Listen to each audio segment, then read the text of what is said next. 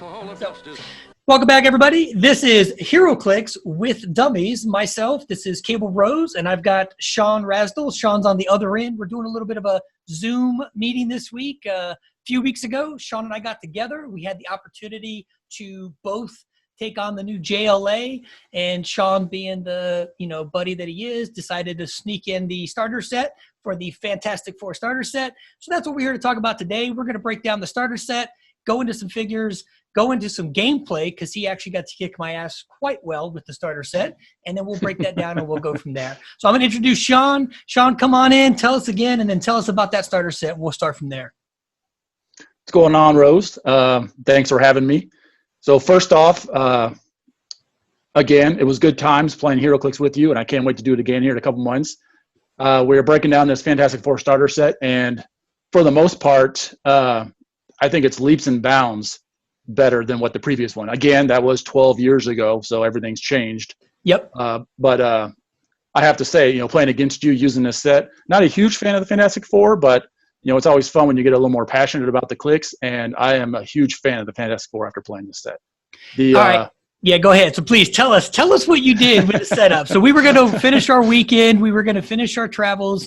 Sean came out. Again, he's a couple hours away. He came out. We played all weekend, just burnt out, done. And we were like, hey, before you leave tomorrow, let's get one last game in. And he set this one up, and we woke up, and I walked into this. So please tell me about the gameplay of these four characters. So like you said, this is Heroclix for Dummies. So hopefully people are going to leave some comments if we're doing this wrong or not, because we always have questions. But playing this game against your team, you're more of the, I'm going to throw 20 guys on my teams for 300 points, and I'm more of the, I'm going to throw 2 guys on my team for 300 points. So seeing your whole little swarm out there, and by far having Invisible Woman be the star of the show with her special power being able to throw up barrier, and on top of that, barrier causing knockback and encasing somebody almost in a shell and just bouncing them around. That brings up the question, can you bounce somebody around? Can you do knockback to somebody more than one time per attack? I don't know, but that was one of those jaw-dropping moments where we got into the game, and I read the special power, and I was like, this doesn't even make sense, but let's give it a shot. And you were just like, you can't do that. Was it upset? What are you talking about? It's one of those where your jaw just dropped, and I'd hand you the card, and you had to read it and be like, okay. I got my ass kicked again. Yes. Yes. So let's see right there where it says it. Barrier, toughness, willpower. When the Invisible Woman uses barrier, after the resolution, she can knock back 2 squares any number of opposing characters that are adjacent to these markers. So, Sean, if I'm thinking this right, and if I remember, you put them up around that person, and it was going to like pinball. Is that what we were talking about? Yeah, we were basically just throwing it up around one character and just, okay, this one causes knockback and this barrier causes knockback, and we just did it, causing, crap load of damage. But yeah, again, are we doing that right? So like I said, hopefully people are leaving comments and telling us, hey, no, you actually can't do that, or you can't do that, so you don't run into this problem in the future. Yep. On top of that, again, talking about the set, going into the next star of the show, I think, which was Thing. Okay. He's got the famous colossal retaliation without being a colossal. So it's, hey, you attack one of my characters, I put him next to you, immediately make an attack. I mean, you can't go wrong with that. 12 attack, 4 damage. I always love the bruisers in the game. That's my forte, but yes, he's definitely one of my favorite now. Moving on to Mr. Fantastic. He has. Well, wait. We can't just roll through the thing. When you say bruiser, let me really break this down, because it was absolutely carnage for me as an opponent. So, clobbering time. Power. If no other friendly character has been placed this turn, choose an opposing character that's within 4 squares of the Fantastic Four, blah, blah, blah, blah. Place the thing so that he can make a close attack targeting. Is this the one we're talking about? Yep. So a close attack targeting a chosen character, and then do so. And if he hits and his rolls are above a 10, after the resolution, remove an action token from him. So first off, not only are you going to do 12 attack, 4 damage plus whatever, right? Because you got super strength, yada, yada, yada. Not on top of that are you going to just pummel me. Then you're going to take a token off and basically bounce up and get ready for the next one, because you're not anywhere near a push, which is obviously impenetrable, or what's it called? Indomitable. He's not going to take a push anyway. But now on top of that, you're going to try to take a damn token off, and then he'll never stop. It's literally clobbering time. By the way, this is a 100-point figure. Which is always a response whenever we pull these figures out and I do something crazy. You're like, and he's only what? He's only 100 points. Okay, so we've done the Invisible Woman with the bouncing around. We've done the thing with clobbering. Please tell me about some. Was it Human Torch we were going to next? Mr. Fantastic. We'll pick up with Mr. Fantastic. Mr. Fantastic. I don't know if I'm reading this correctly, but to me it sounds like with his, huge brain that he not only outwits your basic colored powers, but as well as your special powers for one turn. To me, that blows my mind. I mean, you got some figures out there that can outwit team abilities and whatnot, but he's not much of a fighter as he should be. He just got some crazy range, after you roll some dice and whatnot, he can hit you from a distance as, almost like a giant reach. But he's all about kind of just standing in the background and outwitting powers to help out the other three kind of be attackers. Man, within 4 squares, line of fire, either a standard or a special power. So, I didn't really care for this one either. He took away almost every possible tweak that I could have even come at you with. So again, you've got someone pushing, you've got someone pouncing, you've got someone removing my abilities. Again, 100 points. These are just three of the 4 figures. It was pretty much over before it started. Now, strategery, don't get me wrong, strategery, I like to just go all in. So don't get me wrong. There's a lot more smarter people out there. And I know I said a lot more smarter people that could go do this in a much better way. I like to just attack and just throw it out there. But yeah, it was almost over. I had no even opportunity to even get into that mix because of how this played out. The balance was perfect. And so let's do it. Let's talk about your Human Torch. So Human Torch, again, back in the day when you'd see a 12 attack on somebody, you'd just be like, that's insane. Like, he can hit anybody. After the Thing having it, they decided to give it to Human Torch as well. He's got 12 damage. He's got the 12 attack, 3 damage with a ranged combat expert. But the thing that kind of blew our mind was the being able to fly through people's opposing character squares and cause a penetrating damage. How easy does it get that you have somebody, like you said, removing powers from somebody? You got someone pouncing and punching. You got someone locking you in, and now you got a guy that's just flying by and causing damage. Yep. So even my couple of guys that maybe didn't have an opportunity to get anything going, they were hopefully strong enough to, not be right out the gate taken away. But when Torch flies by and literally just penetrates, it just keeps on going. Yeah, it was pretty much. You said it 12 years ago with the last Fantastic Four, the last set that came out, the last starter set. It was a fun set then. Don't get me wrong, but they have really defined this Fantastic Four team. And we even got to the other 2. We still got 2 big hitters left to talk about. Yeah. We even got to the other 2. But let's talk about just these 4 together. A 400-point team, the 4 of them. So, Sean, do me a favor. Out of those 4, which was your best one? Now, again, you played well. Don't get me wrong. I rode 4s and you rode boxcars the whole time, so don't get me wrong. But out of those 4, which one was your favorite to play? I never thought I would say this, but it was Invisible Woman by far. Okay. Like I said, I'm a bruiser kind of guy. I like the movies, the cartoons, the comics. It's always the big guy, the Juggernaut, the Colossus, the Hulks. Those are my guys. And to have, someone like Invisible Woman and Heroclix, and I'd be like, I would put her on any team that I could fit her on, dude, just for that one barrier reason. But after that, all of them are a close second. Yep. Okay. And I thought so. I kind of wanted to hear that so that maybe if they haven't seen it in play yet, if the audience hasn't seen that in play yet, they kind of have an idea as to why.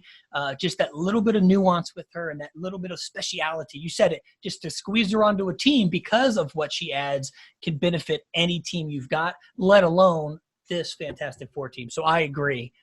But we also kind of upped the ante. And if I'm not mistaken, you also threw some Doom in there. So we had quite a large team that we were playing. But do me a favor. Let's break down. We've got both of them now, Doom and Surfer. So let's break these down real quick and tell me about that Doom gameplay. Because Surfer wasn't on the board when we played, or was he?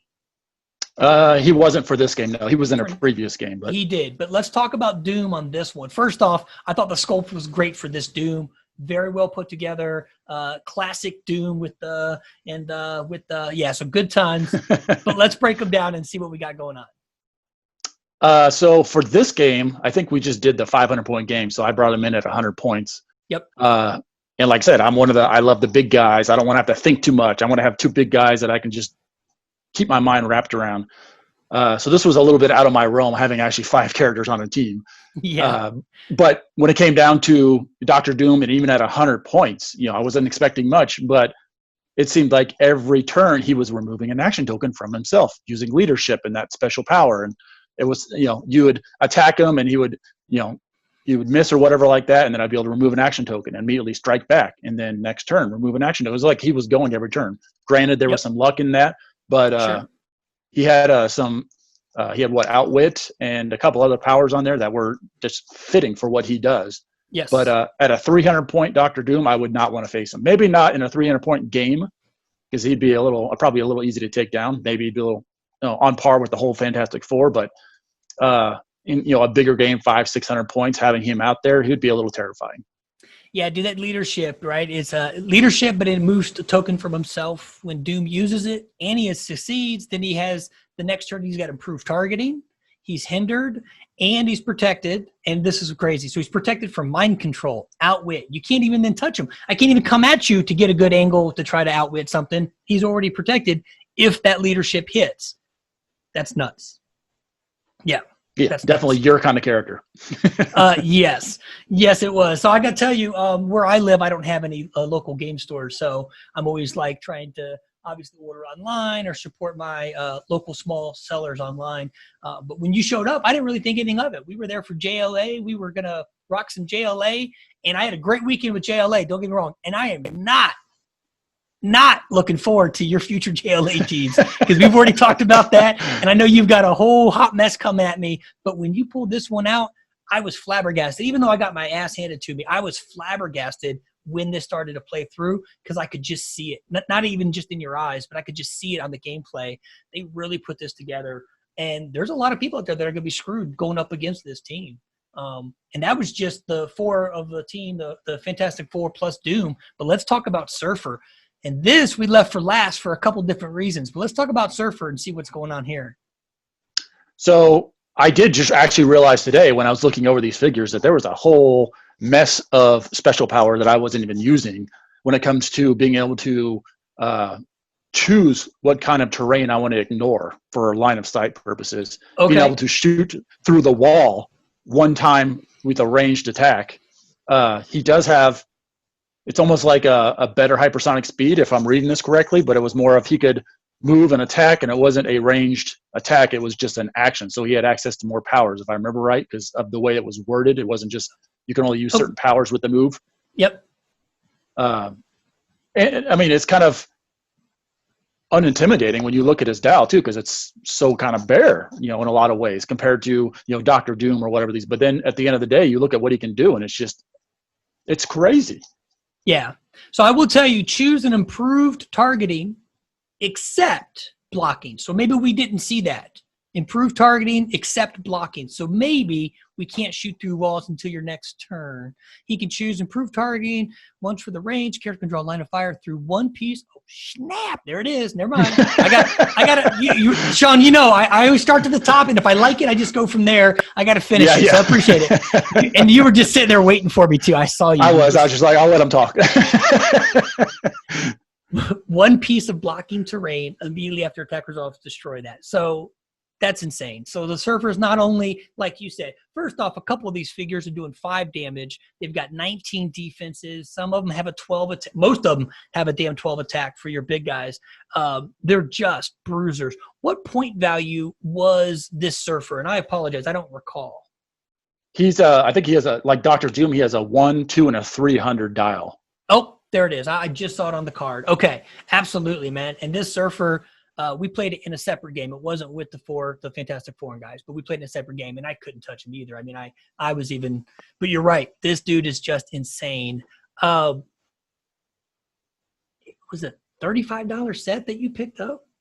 Yeah, it was something like that. And I mean, starter set, you get your books, you get your, you're going to get your card, you're going to get your tokens, you're going to get everything, what have you. But not only that, this wasn't just a starter set for a starter set. This is some serious play. This is some serious gameplay with these figures, whether they're together as the Fantastic Four or whether you're going to mix and match and stuff. But doggone, man, I tell you, I didn't have a chance. I got onto this game. I got onto this board. It was crack of dawn. I had my monster. We had a coffee. We were getting ready to, and it was over before it even started. But I didn't want it to end because I wanted to see the gameplay. I wanted to see it still play, even though I was, getting my ass handed to me. I wanted to see it play through because it was just insane how well they went together and what you ended up doing. It might have been the map. It might have been the fact that I rolled forwards or whatever it might have been. But you could have changed almost any of the physical factors, and that team still would have played out exactly the same way. It was pretty kick-ass. Sean, do me a favor. So Fantastic Four, you've already said it. It's a great team. Close second is the other three. Of course, your Invisible Woman. Doom played well. Even at 100 points, Doom played well.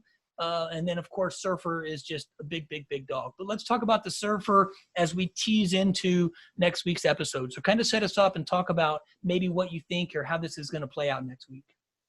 So it's kind of been teased, even throughout the Marvel movie cinematic universe and all that, that possibly Galactus will be the new bad guy, that everyone's going to team up against. It's a great time for Fantastic Four fans. You got, obviously they come back in Heroclix. They're very scarce in Heroclix. You got them possibly being in the movies. And now you got, the Silver Surfer, and who's the big daddy that ended up giving him his power? Galactus. And there's probably been a ton of people online that already seen it, maybe even pre-ordered it, but they have the new Galactus Heroclix that's coming out, $99 on Wizkids. Hopefully you're supporting your local venues when it comes to getting that Galactus. But I think the Silver Surfer is kind of built to be his herald. It was teased a little bit that you have a Galactus and he has a card that basically gives his herald certain powers. That herald being whoever you might want it to be. I don't know all the stipulations yet, but if you wanted Batman to be a herald, I'm sure there's probably a way to do it. But yeah, this Silver Surfer is kind of, I don't want to say colorless in some ways, but his dial is almost like built to substitute some powers in there off of this card when Galactus comes out. So, that's going to be one of those this fall. You and I are going to be sitting down and playing, and I'm going to bust that bad boy out, and we're going to, go to town and see if we can end up beating him. Yep. So I like that, Sean. I want to give a story. So Sean and I have a history together. We've been playing for about 15 years now. We go way back. Sean and I were both military. We were stationed at Biloxi down at Keesler Air Force Base during Hurricane Katrina. And if anybody doesn't know Hurricane Katrina, and of course the atrocities that happened down there on the coast, but the only thing that got us through that for Sean and I was being able to sit down and play some clicks. Everything was destroyed. There's no Waffle House. There was no gas stations. There was no casinos. There was nothing. And our time was spent trying to play Heroclix. Well, that original Galactus had been a Wizkids and had come out, and Sean had ordered it. And I'll never forget. Listen, folks, if you ever want to see somebody just their soul being ripped out from them. Yeah, that's a good way to put it. So poor Sean had a tracking number. I know, too soon, Sean. It's been 15 years, too soon. He had a tracking number. He had the ability to see that his Galactus was on site. And of course, and I'm not making fun of the delivery and the UPS. I'm not making fun of anybody. Of course, it was a difficult time. And they were just trying to get stuff out.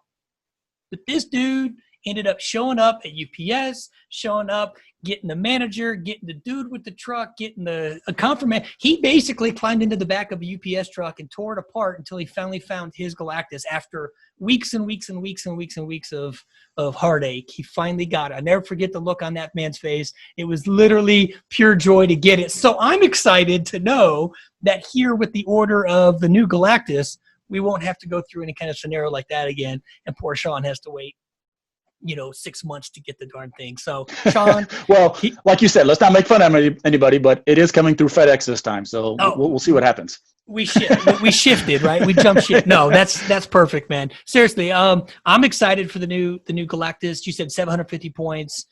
some options there. I know that everything hasn't been released about the details about it, but knowing that that is coming, yes, I look forward to some future games and kind of putting him on the table and seeing what we got going on. To everybody else out there, Sean, you got anything else about this set or anything else you want to say before we tease into next week? Like you said, do a favor, put down some comments about what we may or may not have correct with these powers. Like I said, we're still learning, and like he said, we've been doing this a long time. That's kind of why we're the dummies of Heroclix. And yeah, hopefully next week we'll have another good segment on maybe some future coming ups. They've already previewed a few more figures from the next set, Spider-Man and whatnot, and some Fantastic Four. So maybe we'll tease a little bit about that next week. All right. Well, listen, to everybody out there, this is Heroclix with Dummies. We truly appreciate y'all being here.